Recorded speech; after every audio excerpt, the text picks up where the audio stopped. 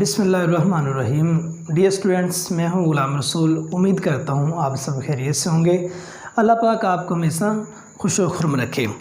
तो अज़ीज़ तलबा, हमारा आज का लेक्चर गज़ल नंबर 2 है, जिसके शायर मिर्ज़ा असदुल्ला खां गालिब हैं।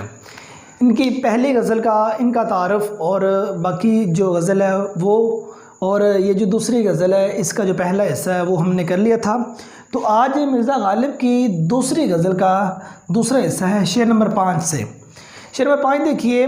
ये फितना आदमी की खाना वीरानी को क्या कम है, हुए तुम दोस्त जिसके दुश्मन उसका आसमां क्यों हो। ये फितना कहा जाता है फसाद को, खाना वीरानी घर की तबाही। कहते ये फितना आदमी की खाना वीरानी को क्या कम है। कहते ये जो फसाद है ये आदमी के घर की तबाही के लिए या मेरे घर की तबाही के लिए क्या कम है कि हुए तुम दोस्त जिसके दुश्मन उसका आसमां क्यों है। तेरे जैसा जो दोस्त है वो मुझे मिल गया है, मुझे किसी दुश्मन की ज़रूरत नहीं है। कहते क्या ये फितना ये फसाद मेरे घर की तबाही के लिए कम है, और मुझे क्या चाहिए। तेरे जैसा दोस्त मिल गया और मेरा घर तबाह बर्बाद हो गया। हम पंजाबी में एक बात करते होते हैं, यहाँ कहते हैं कि तेरे रंगे बेली हों तो दुश्मना दी लोड़ ही कोई नहीं। मतलब कि वो काम जो दुश्मन करते हैं और वो काम अपना एक दोस्त किए जा रहा है। वहाँ ये शायरी बात करते हैं कि जो काम दुश्मनों की करने वाले थे वो काम अपने दोस्त ने कर दिए हैं। तो कहता अगर तेरे जैसे अगर मुझे दोस्त मिल जाते हैं तो मुझे दुश्मनों की ज़रूरत नहीं है। और देखें, हमेशा इंसान को अपने दुश्मन से ज़्यादा दोस्त से बाखबर रहना चाहिए। दोस्त से ज़्यादा बाखबर रहना चाहिए। क्यों? अगर दोस्त कल को हमारा दुश्मन बन जाता है तो उस दोस्त के पास बहुत कुछ होगा ऐसा करने के लिए जो हमारे दुश्मन के पास नहीं होगा। रीज़न डैट हम कोई दोस्त होता है, हम उसके साथ राज व न्याज की बातें करते हैं, अपने दुख सुख अपने फैमिली बातें हम उसके साथ शेयर करते हैं। अगर वही दोस्त कल को दुश्मन बन गया तो उसके पास बहुत ज़्यादा बातें ऐसी होंगी जिससे वो हमें टीज़ करेगा, हमें तंग करेगा, हमारी ज़िंदगी में किसी तरह की वो मुश्किलात पैदा कर सकता है। ठीक है, एक इसका पहलू ये बयान किया जा रहा था। तो वही गालिब ने कहा ये फितना आदमी की खाना वीरानी को क्या कम है, हुए तुम दोस्त जिसके दुश्मन उसका आसमां क्यों हो। कहते ये फसाद क्या मेरे घर की तबाही के लिए कम है कि तेरे जैसा दोस्त जो है वो मुझे मिल गया है तो मुझे और किसी किस्म की आजमाइशों की ज़रूरत नहीं रह गई। तेरे जैसा जो दोस्त है वो दुश्मनों वाले सारे काम किए जा रहा है। हवाला जाती है शार देखिए। गमे जहाँ से जिसे हो फ़राग की ख्वाहिश वो उनके दर्द मोहब्बत से साजबाज करे। कहता जिसको जहान के गमों की ज़रूरत हो ना तो वो एक बार जो अपना दोस्त है उससे साजबाज करे। ठीक है। दूसरा शेर, ऐश्क तूने अक्सर कौमों को खा के छोड़ा, जिस घर से सर उठाया उस घर को बिठा के छोड़ा। कहते कि ऐश्क तेरे काम भी निराले हैं कि इश्क में आके मैं अपने महबूब को राज़ो न्याज की बातें बता बैठा, वो जो मेरा दोस्त था वही मेरा दुश्मन बन गया। जिस घर से सर उठाया उसी घर को बिठा के छोड़ा, और उसी से जो मेरा घर है वो खाना वीरानी मीन्स घर की तबाही जो है उसी से हुई है। दूसरा शेर, यही है आज़माना तो सताना किसको कहते हैं, अदू के हो लिए जब तुम तो मेरा इम्तहान क्यों हो। कहते यही आज़माना तो सताना किसको कहते हैं। कहते कि ऐ मेरे महबूब जिस तरीके से तू मुझे आज़मा रहा है, अगर ये आज़माना है तो फिर मुझे बताओ जो सताना है वो किसको कहा जाएगा। सताना के जो मानी मफ़हूम है वो तेरे करीब क्या होंगे।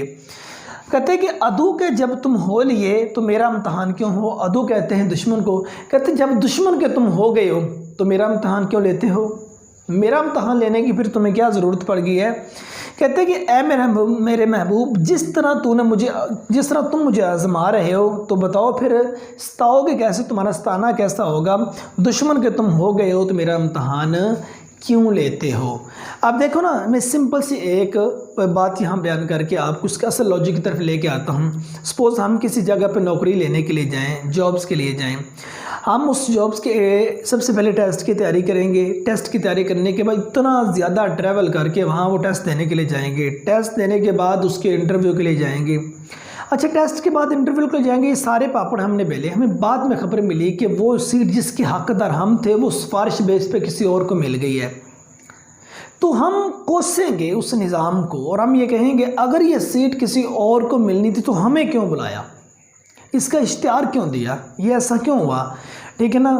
تو ایک تو یہ دیکھیں، اسی طرح محبوب کو بات کر کہتے یہی آزمانا تو ستانا کس کو کہتے ہیں، عدو کے ہو لیے جب تم تو میرا امتحان، کہتے دشمن کے جب تم ہو گئے ہو تو میرا امتحان کیوں لیتے ہو، مجھ پہ اس طرح کی آزمائشیں کیوں ڈالتے ہو، مجھے خام خواہ کیوں تنگ کرتے ہو، ٹھیک ہے نا۔ وہ کسی شاعر نے کہا تھا نا کہ پہلے رقیب کم تھے، ایک ظلم یہ ہوا قاصد بھی رقیب بن گیا ان سے ملنے کے بعد، کہتے پہلے کوئی میرے جو دشمن تھے وہ کم تھے، اب ایک اور ظلم مجھ پہ یہ ہو گیا ہے کہ جس کو میں نے ایک قاصد بنا کر بھیجا ہے، پیغام دینے والا بنا کے بھیجا، وہ بھی جب واپس آیا تو وہ بھی میرا دشمن تھا۔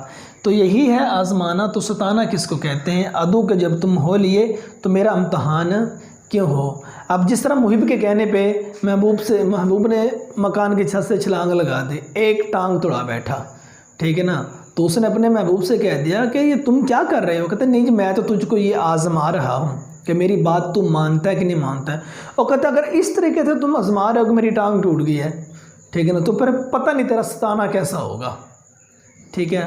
اور یہ اس کے حوالہ جاتی ہے اشعار دیکھیے، تمہارے خط میں نیا ایک سلام کس کا تھا، نہ تھا رقیب تو آخر نام کس کا تھا، کہ میرے محبوب تمہارا جو خط آیا ہے اس میں ایک نیا سلام بھی لکھا ہوا تھا، مجھے بتاؤ وہ نیا سلام کس کا تھا، اگر وہ رقیب نہیں تھا، عدو کے جب تم ہو لیے اگر وہ رقیب نہیں تھا تو بتاؤ وہ نام کس کا تھا، ہے مجھ کو تجھ سے تذکرہ غیر کا گلہ، ہر چند برسبیل شکایت ہی کیوں نہ ہو۔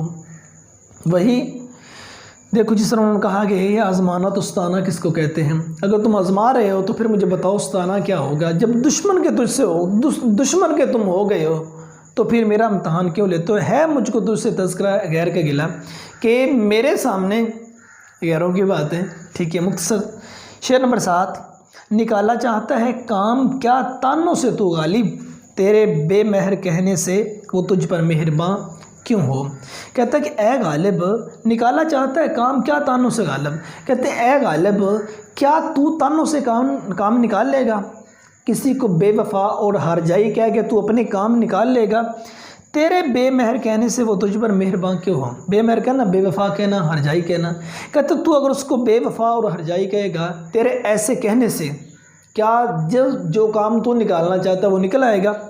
مفہوم، اے غالب تو محبوب سے تانوں کے ذریعے کام نکالنا چاہتا ہے، اور یہ کیسے ممکن ہے کہ تم اسے بے وفا اور بے مروتی کا تانا دو اور وہ تم پر مہربانی کرے، کہتے غالب ایسا کبھی نہیں ہو سکتا کہ تو اپنے ایک چاہنے والے کو بے وفائی کا تانا دے کے اپنے کام نکال لے، مینز ہم نے اپنا کسی سے کوئی کام نکالنا ہو تو ہم اس کو برے القاب سے پکاریں، ہم اس کو برا بھلا کہنا شروع کر دیں، چاہے اس میں وہ خوبیاں خامیاں ہوں، لیکن ہم اپنا کام کبھی بھی نہیں نکال سکتے۔ تو یہی یہاں بات غالب کے مقطع میں کی گئی کہ غالب اگر تو نے محبوب سے کام نکالنا ہے تو اس کی بے وفائی اور بے مروتی کا جب اس کو تانا دے گا تو اس وقت تو اپنا کام اس سے نہیں نکال سکے گا، اب کام اس کا کوئی بھی ہو سکتا ہے، وہ محبوب کا وصل ہو سکتا ہے، ٹھیک ہے۔ اب اس کا حوالہ جاتی شعر دیکھیے، دھمکیاں دیتے ہو تم جذبہ دل کے اے داغ، بندہ پرور یہ محبت میں حکومت کیسے، ٹھیک ہے۔ تو ڈیئر اسٹوڈنٹس، یہ ہمارا غالب کی دوسری غزل کا شعر نمبر 5، 6 اور 7 تھا۔ امید کرتا ہوں آپ کو اس کی سمجھ آ گئی ہوگی۔ اب نیکسٹ لیکچر میں ملتے ہیں، تب تک اجازت دیجیے، فی امان اللہ۔